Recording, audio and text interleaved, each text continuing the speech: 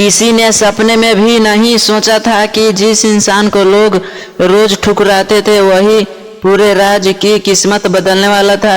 आखिर वह भिखारी कौन था? इस सवाल का जवाब आपकी सोच हमेशा के लिए बदल देगा। बहुत समय पहले की बात है। आर्यावर्त की बीचों बीच सूर्यगढ़ नाम का एक विशाल राज्य था। राजा वीरेंद्र सिंह अपनी बहादुरी और न्याय के लिए दूर दूर तक प्रसिद्ध थे। राज्य में धन था, सेना थी, सम्मान था, लेकिन एक चीज थी जो राजा को हर रात नींद छीन लेती थी। पिछले 21 दिनों से उन्हें एक ही सपना आ रहा था। सपने में सफेद वस्त्र पहने एक वृद्ध साधु दिखाई देता। वह केवल एक ही बात कहता, जिस दिन तुम उस भिखारी को पहचान लोगे उसी दिन तुम्हारा राज्य विनाश से बच जाएगा। और फिर सब कुछ अंधेरे में गायब हो जाता। राजा ने पिछले इस साधारण सपना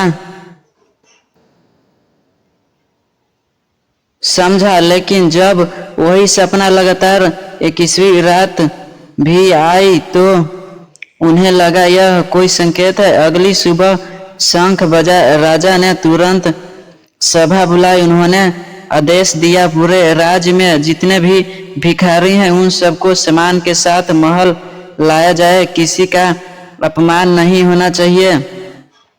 दरबारी एक दूसरे का चेहरा देखने लगे। कुछ लोग मन ही मन हंस रहे थे, क्या एक भिखारी राज्य बचाएगा? लेकिन राजा के आदेश का विरोध कोई नहीं कर सकता था। 3 दिन तक सैनिक पूरे राज्य में घूमते थे।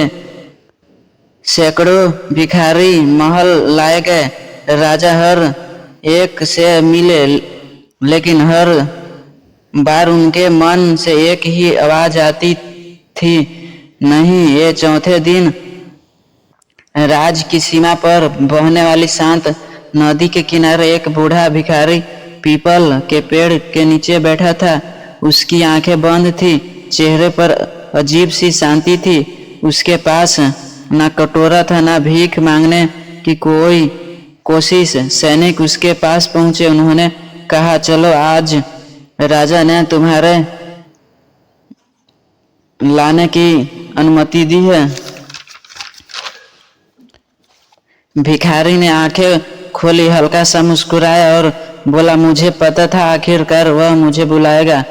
सैनिक हैरान रह गए। उन्होंने तो राजा का नाम भी नहीं बताया था, फिर उसे कैसे पता चला? लेकिन असली हैरानी अभी बाकी थी। जैसे ही वह भिखारी महल के मुख्य द्वार पर पहुंचा तो महल के अंदर बैठा राजा अचानक अपने सिंहासन से खड़ा हो गया।